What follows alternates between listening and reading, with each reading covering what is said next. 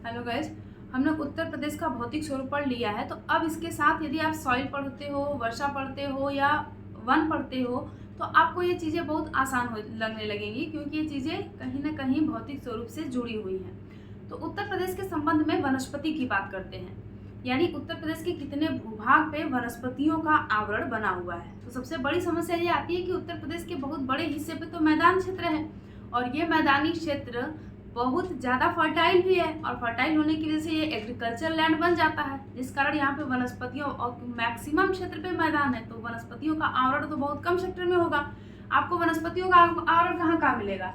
भाबर और तराई में। जो लोग पिछला क्लास देखे होंगे वो समझ जाएंगे, भाबर और तराई में मिलेगा, और जो पठारी सेक्टर है जहाँ पे अभी कृषि नहीं हो पा रही है वहाँ पे मिलेंगे। मैदानी क्षेत्र में आपको खेती के साथ साथ कुछ जो लोग ये फल जैसे वृक्ष या तो फिर ये लकड़ी के लिए बागवानी लगाते हैं, वैसे वन देखने को मिलेंगे। ठीक, शौकिया वन भी देखने को मिलेंगे। तो चलो बात करते हैं कि उत्तर प्रदेश के संबंध में प्राकृतिक वनस्पति की क्या स्थिति है। प्राकृतिक वनस्पति ऐसी वनस्पतियां होती हैं जिसमें मनुष्य का हस्तक्षेप नगण्य के बराबर होता है। ये प्रकृति द्वारा ही नियमित होती हैं। ठीक, इनकी पूरी सघनता, इनका उगना, इनका खत्म होना सब कुछ प्रकृति पर डिपेंड करता है। तो इन प्राकृतिक वनस्पतियों का या के प्रकार की जब बात करेंगे तो कई प्रकार से आप इसका आधार बना सकते हो। पहला, जब हम वनों के प्रकार या वनस्पतियों के प्रकार की बात करेंगे तो जलवायु के आधार पर बात करेंगे। कुछ लोगों ने मुझसे प्रश्न पूछा था कि वन और जंगल में क्या अंतर है। यदि हम देखो इंग्लिश टर्म यूज करेंगे तो दोनों के लिए फॉरेस्ट शब्द ही यूज होता है। ठीक, फॉरेस्ट वन और जंगल। लेकिन हिंदी टर्म में देखोगे तो पर्यायवाची में वन और जंगल यूज होते हैं। लेकिन थोड़ा सा डिफरेंस ये है कि वनों का जो क्षेत्र होता है वो छोटा होता है, और जंगल का क्षेत्र जो होता है वो बड़ा होता है। वनों का क्षेत्र जो होता है वो कम सघन होता है, जंगल जो होते हैं वो ज्यादा सघन होते हैं। वनों में जो वृक्ष होते हैं वो अपेक्षाकृत छोटे होते हैं जंगलों की तुलना में। जंगल में जो वृक्ष होते हैं वो ज्यादा घने होते हैं। जंगल में बायोडाइवर्सिटी ज्यादा होती है, वन में बायोडाइवर्सिटी कम होती है, ऐसे तुलना है। लेकिन यह पर्यायवाची शब्द के तौर पे भी यूज किए जाते हैं। ठीक, चलो आगे देखते हैं। वनों के प्रकार को सबसे पहला प्रकार हम किसके आधार पर डिवाइड करेंगे? जलवायु के आधार पे। यहाँ पे जलवायु कहने का मतलब वर्षा की स्थिति, तापमान का वितरण। ठीक, वर्षा, तापमान और आर्द्रता, इनके वितरण के आधार पे जब हम वनों का वर्गीकरण करते हैं तो सबसे पहले आपको जानना पड़ेगा कि जो हमारा उत्तर प्रदेश है वो कहाँ है। तो मैंने आपको जब अक्षांशीय वितरण बताया था तो आपने देखा था ना, कर्क रेखा के ऊपर है, 23.5 डिग्री कर्क रेखा है, तो 25 डिग्री से ये शुरू होता है लगभग। इधर छोटा सा बना रही हूँ, आप समझ जाओगे, अभी आप समझदार हो गए हो। ठीक है, चलो देखते हैं। जलवायु के आधार पे वनों का वर्गीकरण दो प्रकार से। कौन कौन सा? अब इधर चलोगे तो बिहार पहले समझ लो, इधर बिहार, इधर झारखंड, इधर छत्तीसगढ़, इधर मध्य प्रदेश और फिर इधर वेस्ट बंगाल। तो आप देखोगे कि महाद्वीप से हमारा कहीं दूर दूर तक रिश्ता नहीं है। जब महाद्वीप से रिश्ता नहीं, महासागर से हमारा दूर दूर तक रिश्ता नहीं है। और आप जानते हो कि भारत में जो अधिकांश बारिश होती है वो मानसून के कारण होती है। बार बार रिविजन कर रहे हैं, दक्षिण पश्चिम मानसून से होती है। और ये मानसून जो है उत्तर प्रदेश में जो प्रवेश कर रहा है वो अधिकांशतः, पूर्णतः नहीं कह रही हूँ मैं, केवल भी नहीं कह रही हूँ, अधिकांशतः बंगाल की खाड़ी की शाखा से आता है। तो बंगाल की खाड़ी की शाखा से आएगा तो वेस्ट बंगाल में बारिश कराएगा, फिर बिहार में बारिश कराएगा, फिर बचेगा तो उत्तर प्रदेश के पश्चिमी भाग में बारिश कराएगा, फिर पूर्वी भाग में कराएगा, फिर पश्चिमी भाग में जाएगा। देख रहे हो वर्षा की मात्रा कम हो रही है। और आप जानते हो कि उष्णकटिबंधीय सदाबहार वन यानी एवरग्रीन फॉरेस्ट जो वर्ष भर हरे भरे रहते हैं वो उस सेक्टर में पाए जाएंगे जहाँ पे 200 सेंटीमीटर से ज्यादा बारिश होगी। और उत्तर प्रदेश में 200 सेंटीमीटर से ज्यादा बारिश हो नहीं रही है। ठीक, ये जो तराई सेक्टर है यहाँ पे आपको शिवालिक रेंज मिलेगा उत्तराखंड और नेपाल में, फिर लघु हिमालय मिलेगा, फिर ग्रेटर हिमालय मिलेगा, ये बेल्ट मिलेगा। यहाँ पे कुछ मानसून दर रुक भी जाती है तो यहाँ ठीक ठाक बारिश हो जाती है। ठीक, लेकिन फिर भी 200 सेंटीमीटर या उससे ज्यादा बारिश नहीं होती है। नियर अबाउट कभी कभी 200 सेंटीमीटर तक हो जाती है। ये फ्रिक्वेंटली या इस प्रकार का क्लाइमेट हमारे यहाँ नहीं है। तो हमारे यहाँ उष्णकटिबंधीय सदाबहार वन तो पाए नहीं से रहे हम लोग। और उसके बाद हमारा जो सेक्टर है वो बहुत ज्यादा नॉर्थ में भी नहीं है, दिल्ली से नॉर्थ में भी नहीं है कि बारिश बिल्कुल कम हो। इस वजह से मरुस्थलीय वनस्पतियां एकदम कैक्टस पाए जाना हमारे यहाँ असंभव है। तो बचा क्या? और वेटलैंड, हमारे यहाँ समुद्री तट लग नहीं रहा है तो मैंग्रोव क्षेत्र तो पाने से रहे हम। बर्फीला सेक्टर है नहीं, तो टुंड्रा और टैगा तो पानी से रहे। तो मिलता क्या है हमारे यहाँ? हमारे यहाँ मिलता है उष्णकटिबंधीय पर्णपाती वन, क्योंकि हम कर्क रेखा से लगभग पास में ही है। उष्णकटिबंधीय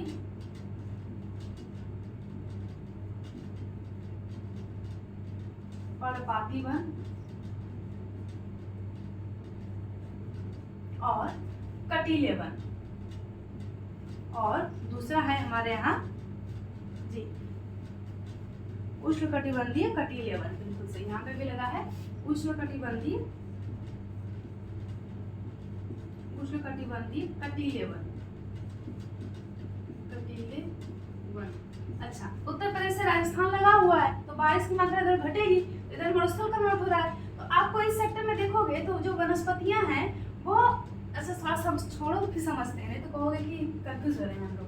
अब उष्णकटिबंधीय पर्णपाती वन और उष्णकटिबंधीय कटीले वन किसके आधार पे डिवाइड हो रहा है? वर्षा के आधार पे। अब वर्षा, यदि हमारे यहाँ जो वर्षा हो रही है मैक्सिमम 200 सेंटीमीटर, यदि वर्षा, ये उष्णकटिबंधीय पर्णपाती वन के दो प्रकार में डिवाइड हो रहे हैं। एक होगा उष्णकटिबंधीय आर्द्र पर्णपाती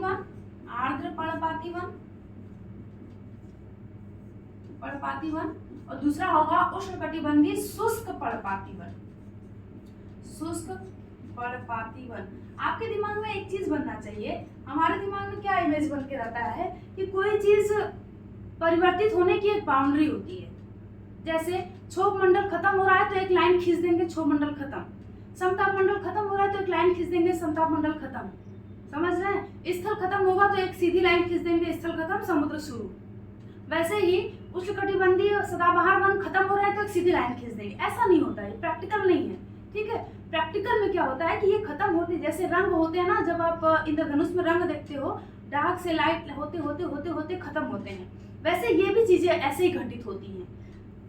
क्षोभ सीमा खत्म होते होते खत्म होती है, समताप सीमा खत्म होते होते खत्म होती है, एक बाउंड्री नहीं बनती है। वैसे वनों में भी एक बाउंड्री नहीं बनती है कि उष्णकटिबंधीय वन खत्म, पर्णपाती वन खत्म, शुष्क पर्णपाती वन खत्म, ऐसा नहीं होता है। ये खत्म होते होते होते हैं, एक खत्म होगा दूसरे का उद्भव आपको दिखेगा।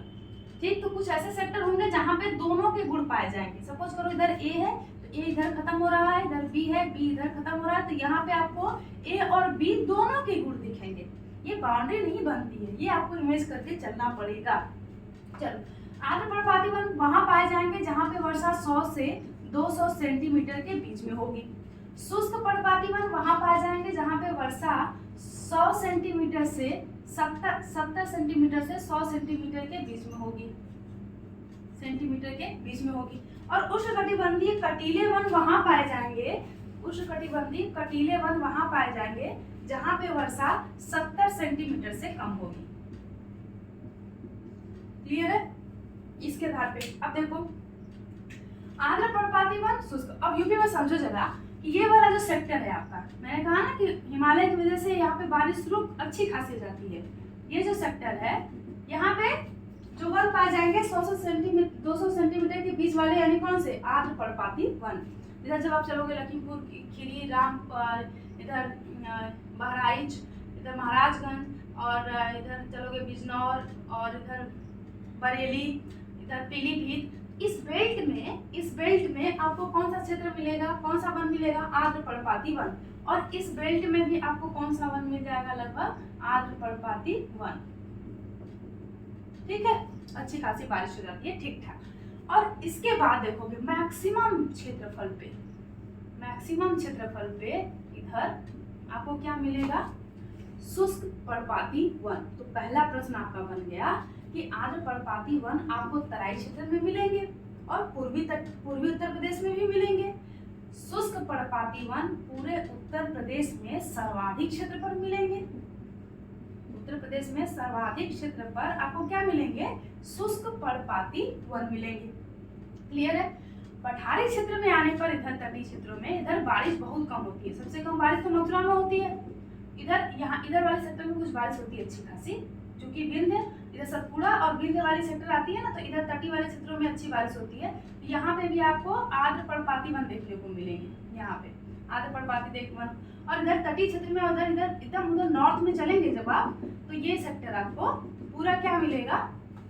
उष्णकटिबंधीय कटीले वन, क्योंकि यहीं पे देखो जस्ट बगल में क्या शुरू हो जाएगा, राजस्थान, जहाँ पे बहुत कम बारिश हो रही है, तो यहाँ पे तो कटीली वनस्पतियां कन्वर्ट हो रही हैं, तो इधर पे एकदम कैक्टस और यहाँ पे कटीले वन पाए जा रहे हैं। कटीले वन से यहाँ पे मरुस्थलीय वनस्पतियों में कन्वर्ट हो जाएगा। तो ये आपको पूरा सीमा बाउंड्री ऐसे चेंजेस दिखेंगे।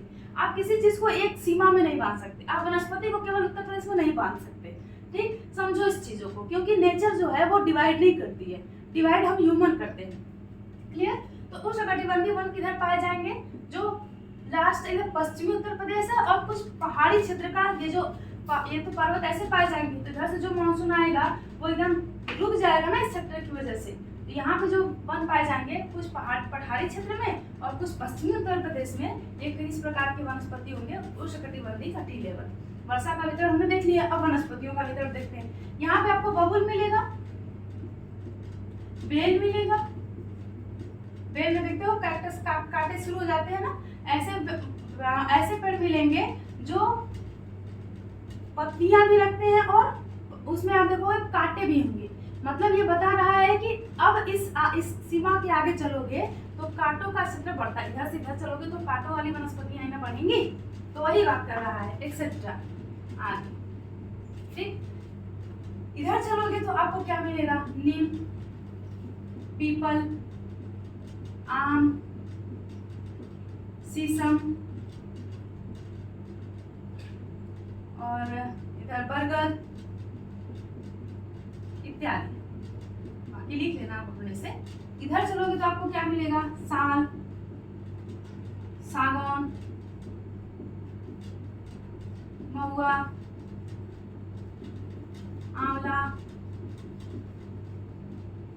इत्यादि। क्लियर है? उत्तर प्रदेश में सर्वाधिक क्षेत्रफल पर कौन पाया जाएगा, ये, उसके बाद ये, इसके बाद ये। क्लियर? ये हो गया जलवायु के आधार पे वनों का वर्गीकरण और ये हमने देख लिया। अब बात करते हैं घनत्व के आधार पे।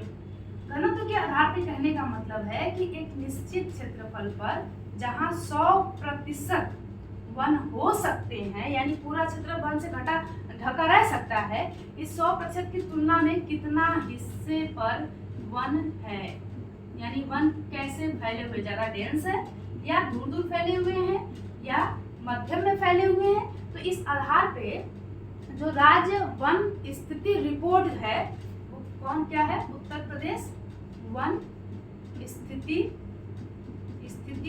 रिपोर्ट। ये रिपोर्ट जो आया 2021 है, उसके आधार पे हम बात कर रहे हैं। ठीक, 2021 का रिपोर्ट आया उत्तर प्रदेश वन स्थिति रिपोर्ट। इस रिपोर्ट के आधार पे जो घनत्व के आधार पे वन डिवाइड होते हैं वो 3 प्रकार के डिवाइड होते हैं। पहला होता है अति घने वन, दूसरा मध्यम घने वन, तीसरा खुले वन। अति घने वन होंगे जो वो इस पूरे 100% की तुलना में लगभग 70% हिस्से पे क्या होगा, वन होगा, यानी 100 में से 70 यहाँ पे पेड़ होंगे, तो ये होगा अति घने वन। मध्यम वन जिसमें 40 से 70% के बीच में वन क्षेत्र हो उसे हम क्या बोलेंगे, मध्यम घने वन बोलेंगे। और जिसमें 40% से कम क्षेत्र पर वन हो उसे बोलेंगे खुले वन। तो भारत में उत्तर प्रदेश की बात करें, बार बार भारत आता है क्योंकि हमेशा से भारत के बारे में पढ़ा है हमने, तो हम अपने आप को हमेशा भारत से जोड़ते हैं, इस वजह से। अति घने वन में देखेंगे तो पूरे उत्तर प्रदेश में 2627 किलोमीटर स्क्वायर पे अति घने वन है और 4029 किलोमीटर स्क्वायर पे मध्यम घने वन है। तो आप देख रहे हो कि यहाँ पे ये मध्यम घने वन का क्षेत्र और यहाँ पे फिर आ गया किसका, खुले वन। खुले वन हो गया 8162 किलोमीटर स्क्वायर क्षेत्र पे। तो सबसे ज्यादा देखो, सबसे कम हमारे यहाँ ये, सबसे अधिक ये है खुले वन, यानी हमारे यहाँ घने वन का क्षेत्र बहुत कम है, अति घने वन का क्षेत्र बहुत कम है। तो यदि हम असेंडिंग और डिसेंडिंग ऑर्डर में देखो तो सबसे ज्यादा किस पे है, सबसे ज्यादा क्षेत्र कौन सा वन है, खुले वन। उससे कम कौन है, मध्यम वन। उससे कम कौन है, अति घने वन। अब इस टोटल को काउंट करते हैं तो निकलेगा कुल वन क्षेत्र। क्या निकलेगा, कुल वन क्षेत्र। तो कुल वन क्षेत्र कितना है, 14,818 किलोमीटर स्क्वायर क्षेत्रफल। और हमारे उत्तर प्रदेश का क्षेत्रफल कितना है, लगभग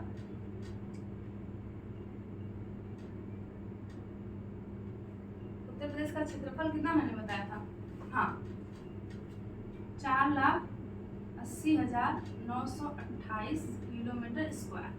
शायद उत्तर प्रदेश का वन क्षेत्रफल यही है, 2,40,000, ज़्यादा ही हो गया, 2 लाख दोगुना कर दिया मैंने, 2,40,928 किलोमीटर स्क्वायर। अब इस 2,40,928 किलोमीटर स्क्वायर में से केवल 14,818 किलोमीटर स्क्वायर क्षेत्रफल उत्तर प्रदेश में क्या है, वन है। अब हम इसकी तुलना करते हैं पूरे देश से और अपने प्रदेश में भी। तो हमारे देश का यानी भारत के कुल क्षेत्रफल का केवल 2.07% वन क्षेत्र कवर करता है उत्तर प्रदेश। और यदि हम प्रदेश में बात करें तो इस कुल क्षेत्रफल अपने आप में कितना है, 100%। इसमें से केवल 6.15% क्षेत्रफल वन है। और वन नीति 2017 की जो आई है उसमें हमने टारगेट बना के रखा है कि 1/3 यानी कि 1/3 भाग पे हमको उत्तर प्रदेश में वन कवर करना है। तो बहुत लंबा टारगेट हम लोग लेके चले। क्लियर? अब ये चीजें याद रखोगे कि उत्तर प्रदेश में जो वन का क्षेत्रफल है वो अपने भारत के कुल वनी क्षेत्रफल का कितना है, 2.07% केवल है। और उत्तर प्रदेश के कुल क्षेत्रफल का 6.15% क्षेत्र क्या कवर करता है, वन कवर करता है। क्लियर?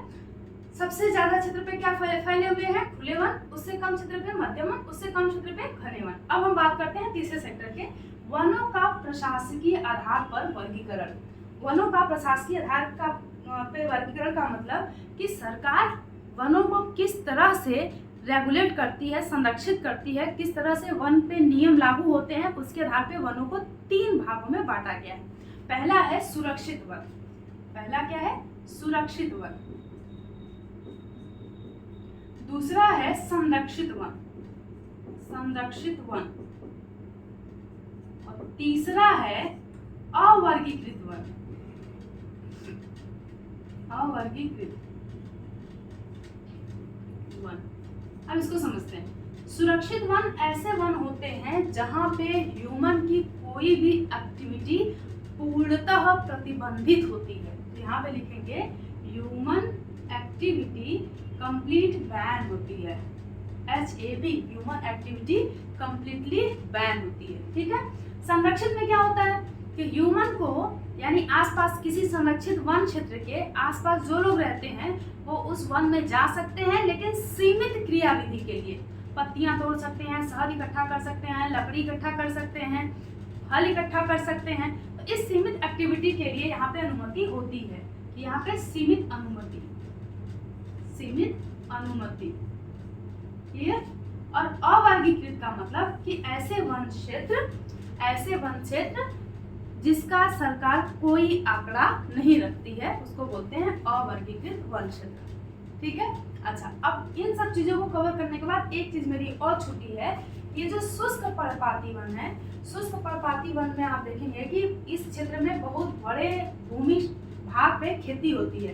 तो आपको पूरा फसल दिखेंगे या घास लैंड दिखेगा, बीच में कहीं पेड़ दिखेगा। तो ऐसे दृश्य को हम बोलते हैं पार्क, जहाँ पे घास होता है, बीच में पेड़ होता है। पार्क में ऐसा ही होता है, बीच में घास होता है, किनारे पे पेड़ होता है। तो इस पर्णपाती वन में ऐसी ही आकृतियां बनती हैं, इसलिए इसको बोलते हैं पार्क लैंड क्षेत्र, पार्क लैंड क्षेत्र, पार्क लैंड क्षेत्र। ठीक है।